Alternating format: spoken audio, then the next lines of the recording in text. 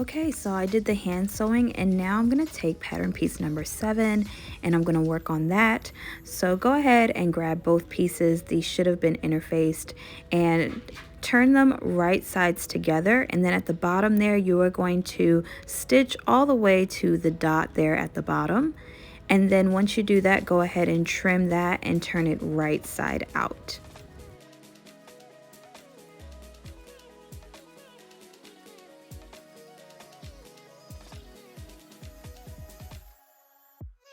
So once they are right side out, go ahead and on the unfinished edge, go ahead and baste your stitches, and that's just basically going to close that together.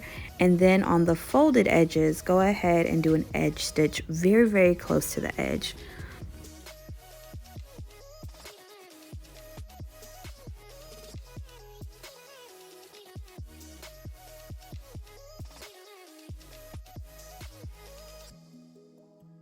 All right, so go ahead and grab your cape. And so we are going to take pattern piece number 7 and we are going to match the notches on the fronts of the cape, and we're going to pin that together, and we're going to sew that down and put it to the side once we're finished.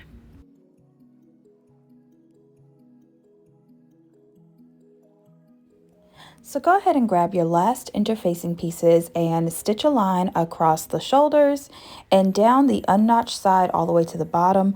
Go ahead and do that for both. Press that seam under 5/8 of an inch seam allowance, and then we'll move on to the next step. All right, so now that that is pressed under, again with the shoulder and on the side there, go ahead and grab your cape piece again. We are going to pin this down, and we are going to sew from the dot at the top of the pattern piece and all the way down.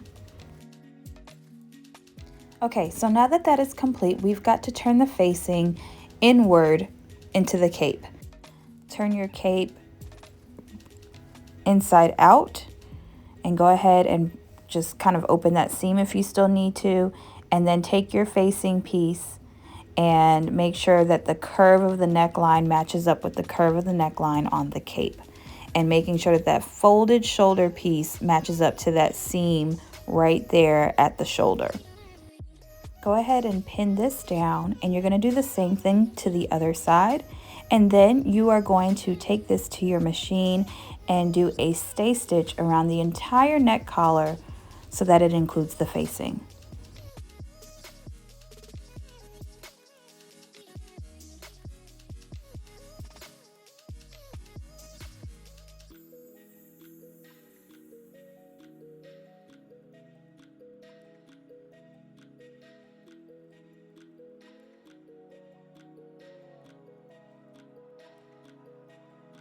All right, so turn your cape right side out again and go ahead and stay stitch that like I was saying earlier, and then go ahead and slip stitch, hand stitch, or however you want to say it, that entire facing part, starting at the shoulder part and all the way down.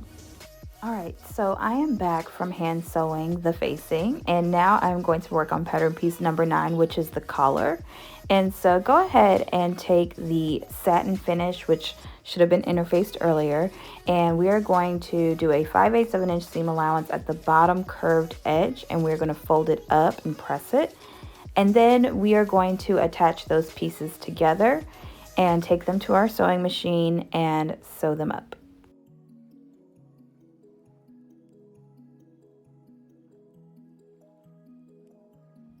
Okay, now once you have sewn that together, go ahead and trim those pieces down and make sure you get really in those corners there. That way we have some nice sharp corners for our collar.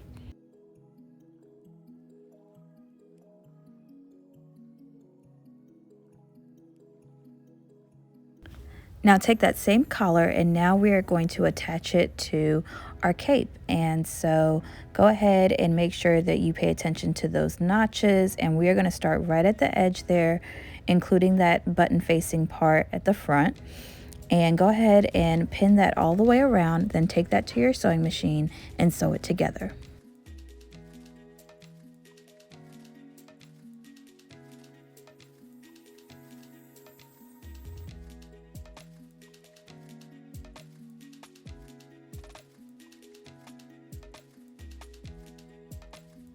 Okay, so now that it's attached, go ahead and trim that seam allowance on the collar piece, and then we are going to attach our collar facing to the rest of our cape as well.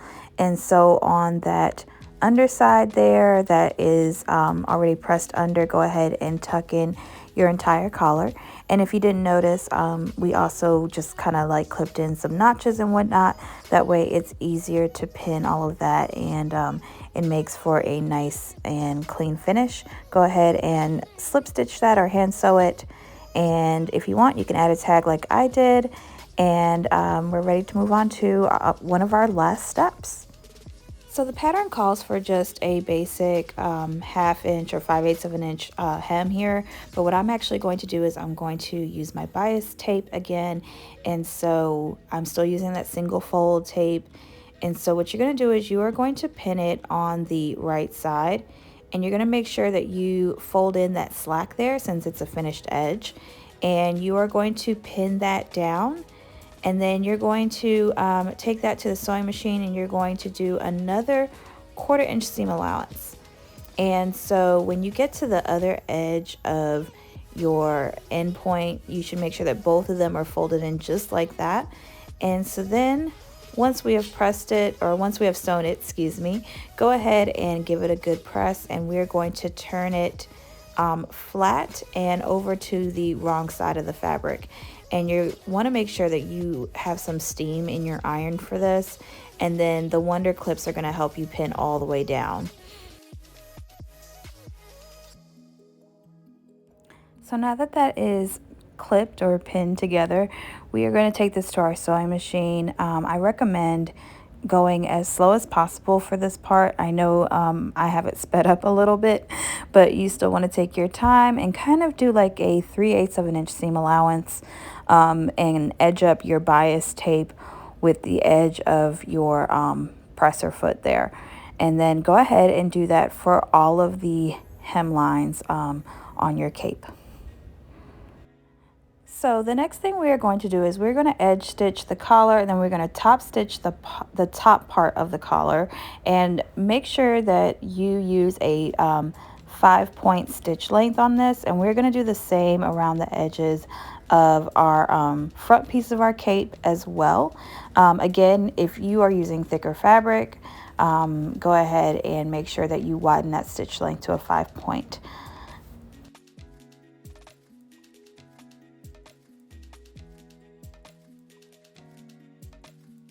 All right, so we are at the finish line. Go ahead and do your buttonholes. I did actually move over that 4th buttonhole down just to line it up with everything else. If I wouldn't have done that, it would have actually run into the top stitching, and so we didn't want that to happen.